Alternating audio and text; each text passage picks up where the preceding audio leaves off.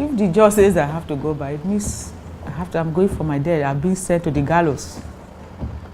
It's like condemning somebody to death, and I may have to go back and use my own hand to dig my grave.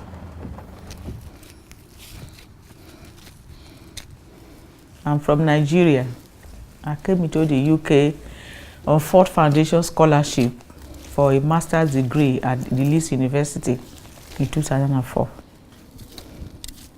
But while I was studying, I was diagnosed with a renal problem, that is kidney failure. So 7 months after the diagnosis, I started dialysis. Then I was on dialysis for 4 years and 3 months when I was lucky to have a transplant in July 2009. Meanwhile, while I was still on dialysis, my student visa ran out. So I used a solicitor to apply for discretionary leave to remain because of my health, but it was turned down. Roseline Akhalu was detained twice by the UK Border Agency in their attempt to send her back to Nigeria. In March 2012, Rose was arrested by the UKBA, and their subcontractor, Reliance, transported Rose to Yarlswood Detention Centre. Reliance are currently investigating the way Rose was treated whilst travelling to Yarlswood. During the journey, she needed to use the toilet, and so she repeatedly asked to go to the toilet, but they wouldn't allow her to. And then there was a vehicle changeover in Manchester, and the van pulled into the base. She could see a toilet which staff were using, and she asked to use it. But because it wasn't a detainee toilet, they refused that request. Accompanying with her was a medical officer. The staff were fully aware that Rose had had a kidney transplant, and she was becoming increasingly desperate, and she continued to plead to go to the toilet over the half hour. Because she's a kidney transplant patient, she needs to go to the toilet more regularly than many of us might do. She repeated that request, they refused, and then she was desperate and she couldn't hold in the urine anymore, so she began to wet herself when one of the custody officers gave her a bag, a plastic bag in which to urinate. Rose was obviously really distressed by this, and she was left in the back of the van to urinate in a plastic bag in full view of CCTV cameras. After this, Rose was still not allowed to go to a toilet to clean herself up. She was left sitting in the van for the rest of the journey to Yarlswood in her sodden clothes.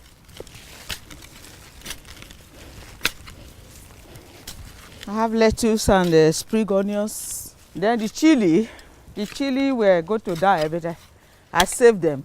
I had tomatoes here, runner beans. This one, I had a lot of harvest from here as well. It's dying now fast because of the cold.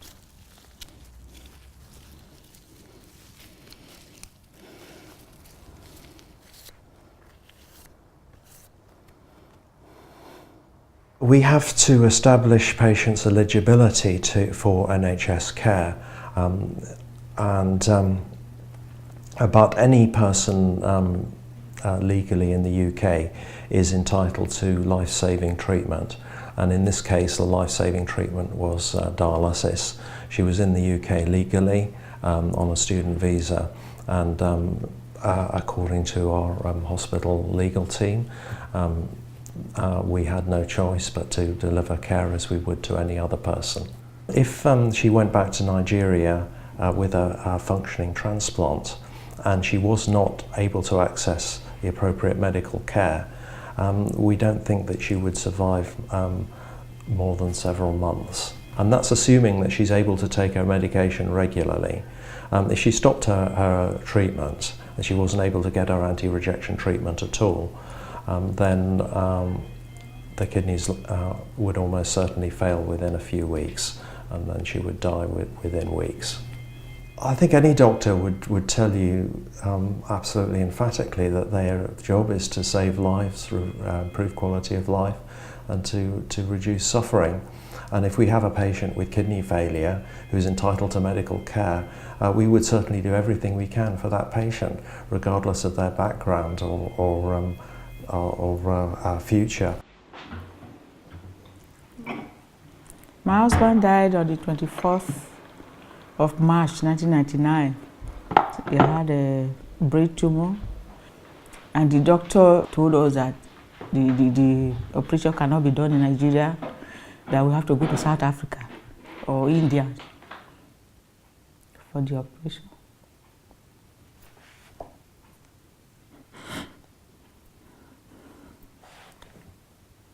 So we needed to raise money to take him there, but we couldn't raise the money.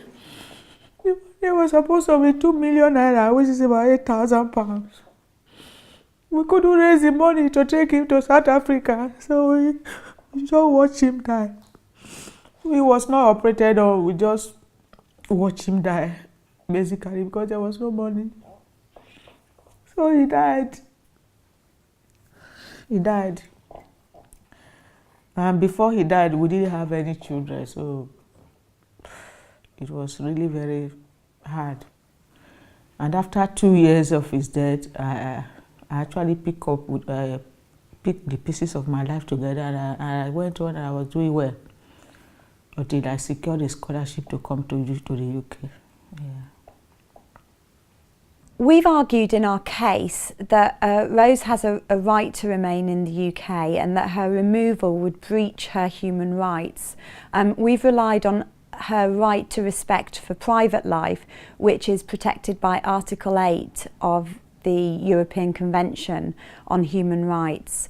And what we've put forward evidence of is the deep social ties she's established in the UK. When I finished my studies, I've been doing so many things in Leeds. We have the Monday Club, what we call the Monday Club, where we play, entertain and be with the elderly senior citizens.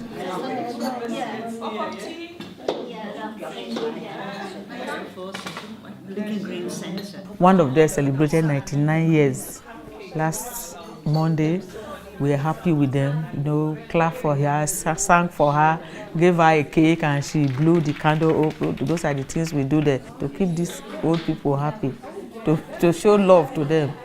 What we put to the court was, we said, look, you've got to weigh up on the one side, she's got this established private life in the UK, and then on the other, if she's removed to Nigeria, she doesn't have a support network, and she won't be able to get a job, which means she won't be able to afford medical care, which means her private life will be extinguished because she's going to die.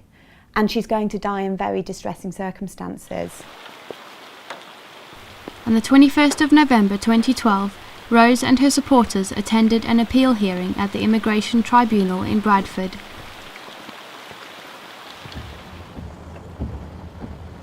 I'm a bit nervous and apprehensive.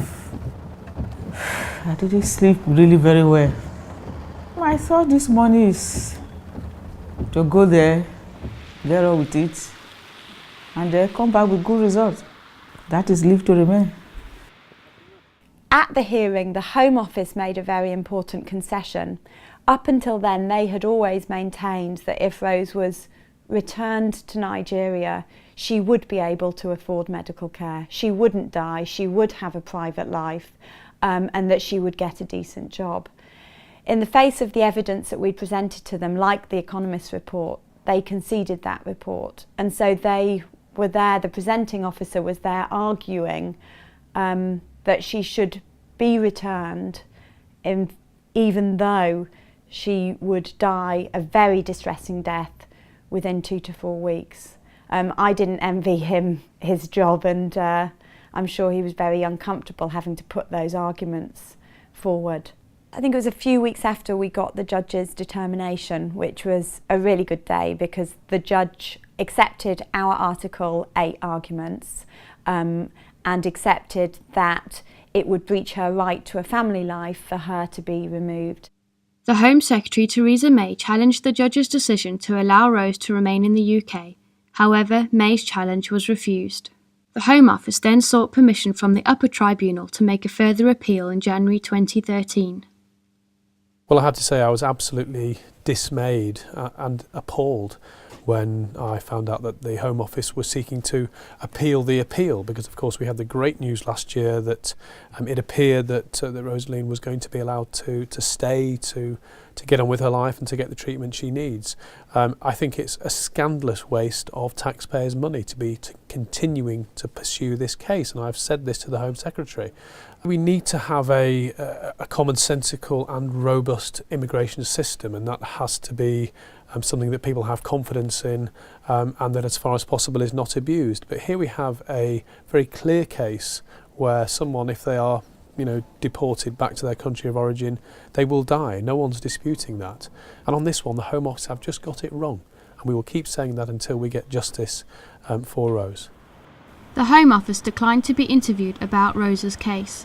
However, they sent the following statement in response to our question as to why, despite their acceptance that Rose would die if she was returned to Nigeria, they are still appealing the judge's decision to allow Rose to remain in the UK. We are appealing the court's decision in this case. The NHS is a national, not an international health service. Ms Akhalu has access to treatment in Nigeria, and providing access to this treatment for Nigerian nationals is the responsibility of the Nigerian government.